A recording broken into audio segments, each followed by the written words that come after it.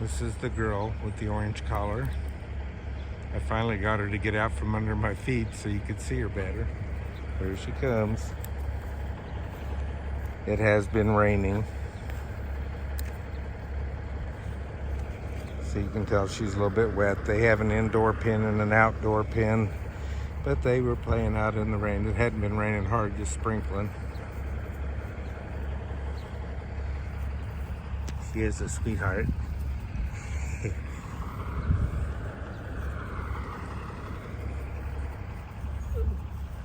You're running me around in circles, I'll probably get dizzy and fall down. Anyway, so that gives you a good look at what she looks like. They're definitely sweethearts. We got a couple of big trucks parked on our country road out here, and that's kind of got her attention a little bit too.